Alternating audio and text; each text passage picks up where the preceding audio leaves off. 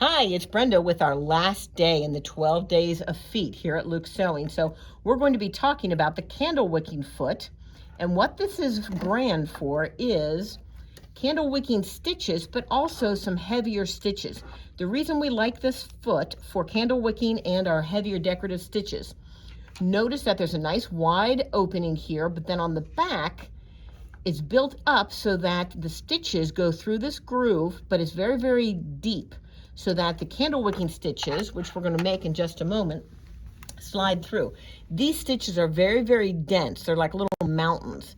They have a really neat texture to them and really would add an accent to a project. So candle wicking foot, we're going to go ahead and put that on the machine. Now I'm using a Viking. This is a Viking foot, and on your Viking Sapphire, your Ruby, your Epic, there are specialty stitches for candle wicking on your P as in Paul menu. So I'm going to that menu. I'm going to select stitch number 9 here at the Ruby. The other thing, of course, when you use a dense stitch like that, is we recommend putting stabilizer behind it to support those stitches. So I'm going to go ahead, line this up, drop my foot into gear, and we will be ready to go.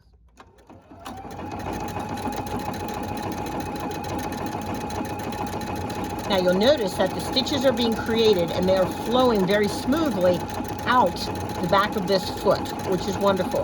The other thing that this foot has is the groove has an apron at the end, which allows me to turn while I'm stitching, and you're going to see that in my next example. All right, so I'm going to stop.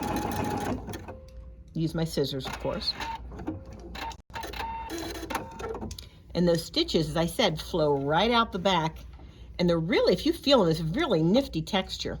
So the other thing that I want to use this foot for is if I have a decorative stitch that is thick and I'm using a heavier thread. So for example, I'm going to use some 30 weight thread, okay, which is kind of fun. This is a 30 weight cotton thread, and it's going to make my stitches showier and thicker. Can also show off the needle threader on here, which I love to use. But because I'm using that thicker thread, this foot will help me send that stitch on its way. So I'm going to go into my quilting menu, and again, you'll find these quilting stitches on all the Vikings. And the one I'm picking is that triple stitch with some points on it. So I'm going to go ahead and get that started, and then I'm going to go ahead and curve it, and you'll see how well this works. So we're laying down 3 layers of thread for each of these stitches, and it's flowing smoothly out the back of this foot. And again, because of that apron, I can take and have this stitch make a nice curve. And now I'm going to come back the other way.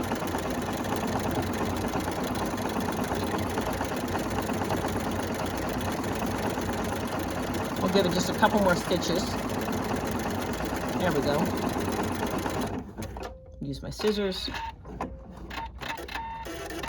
Okay, now it may be hard to tell on the video, but this is really a nice heavy stitch. So if you're trying to embellish a quilt or a project, using a nice heavy triple decorative stitch is great.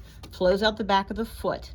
Now there's one other thing that I want to bring to your attention. We've been talking about some wonderful feet and techniques throughout our 12 feet of Christmas.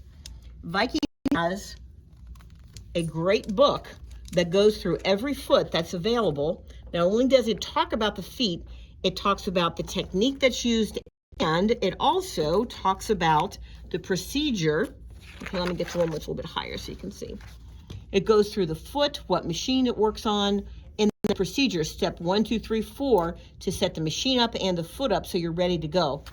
A nice thing to have in your arsenal. I have one, love it. This was my light nighttime reading for a couple of weeks so I could learn it. So join us in the foot extravaganza.